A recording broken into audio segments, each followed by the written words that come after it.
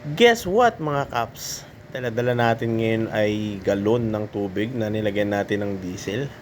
At nandito tayo ngayon sa Palayan City. At sa hindi inaasahang pangyayari mga kaps ay natuyan tayo ng diesel. Medyo kinulang nga tayo ng kalkulasyon dun sa natitira nating diesel mga kaps. Wala kasi tayong fuel gauge. Anyway, buti na lang ay may malapit na gasolinahan. Pero yung unang dinaanan natin na yun mga kaps, ayan o, yun yung presyo ng gasolina at diesel ngayon.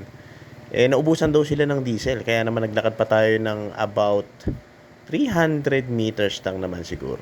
So, medyo may kalayuan din. Ang price ng diesel ngayon mga kaps ay 85.70 dito sa Palayan City. At ayun nga, kung napapansin nyo, yun yung sakay natin, yung pangkargahan natin mga kaps. At eto, mula dito, yun yung nilakad natin hanggang dun sa GT Oil mga kaps. Iniwanan kasi nating umaandar yung sasakyan at bumili lang tayo ng gamot mga kaps kasi nauuso ngayon yung lagnat, sipon, ubo sa mga bata.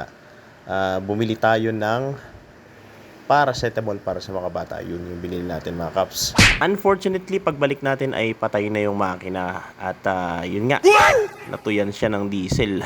Mabuti na nga lang at itong C240 mga kaps ay madali lang siyang ayusin kung halimbawang natutuyan ng diesel. Dahil meron siyang bomba, bobombahin lang natin. Kasi sa una talagang hinahangin yan mga kaps. Ay, sana makapag-upgrade na tayo mga kaps para naman hindi na natin to nararanasan. Pero charge to experience, kailangan nating maranasan yung mga ganito. At sa mga ganitong sitwasyon, kailangan mapamaraan tayo mga kaps. At isang problema natin ay paano natin tong isasalin. Buti na lang ay meron tayong ditong bote ng Smart Sea. Alam niyo na mga kaps, magsisilbi ang imbudo natin. Kaya lang wala tayong pangbutas. Ito lang ang meron ako. Pero didiskartehan na natin yan mga kaps. Mabutas lang natin ng bahagya para maisalin natin na maayos yung diesel. Kapag sinuswerte ka nga naman talaga, oo. Yung tipong magkakarga ka na lang talaga kanina, tapos nilagpasan mo pa. Sabi mo, pagbalik na lang. Ayan tuloy, natuyan ka.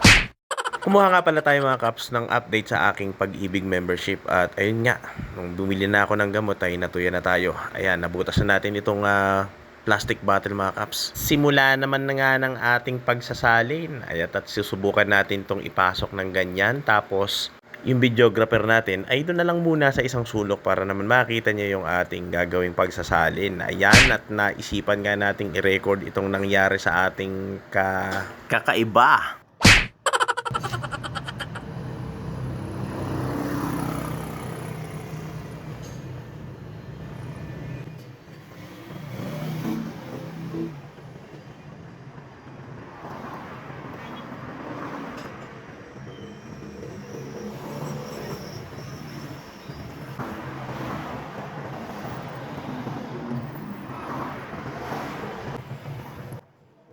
Matapos nga ang ilang sandali ay naisali na nating lahat yung diesel at parang gusto pa yatang palipitan ni kuya itong galon. Ayos na yan.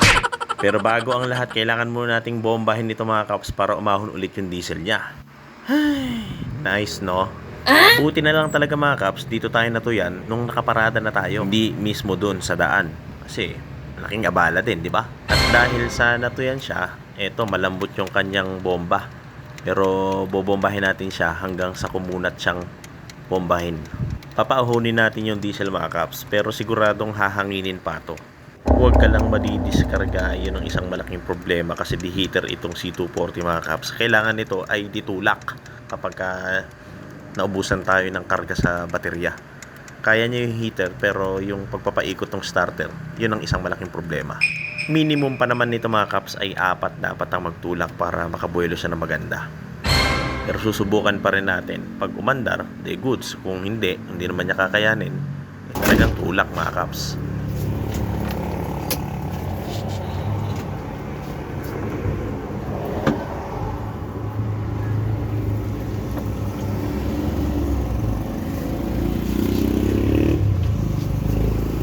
At iyan, activated na yung ating heater dyan mga kaps.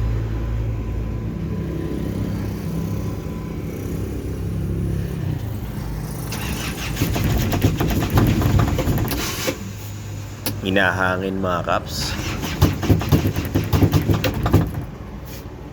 Ayaw.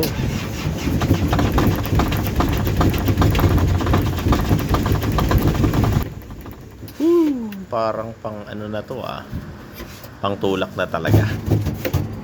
At ayun na, wala na tayong karga mga kaps.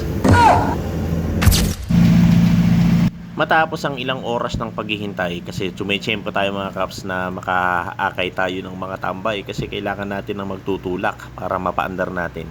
At ayun nga, ilang oras din tayo nagintay, 1 oras siguro. At merong 4 tayong na-recruit na magtulak at yun, finally, naitulak at umandar na itong ating service mga kaps. Buti na lang talaga mga kaps, may mga tao pa rin na willing tumulong kapag sa mga ganitong sitwasyon. At dahil sa maliit na bagay lang ay nagpapasalamat tayo ng napakarami doon kila kuya na tumulong sa atin sa pagtulak para makauwi lang tayo sa ating tahanan. So paano mga kaps, hanggang dito na lang at yan, naisama ko pa kayo sa aking naging experience for today.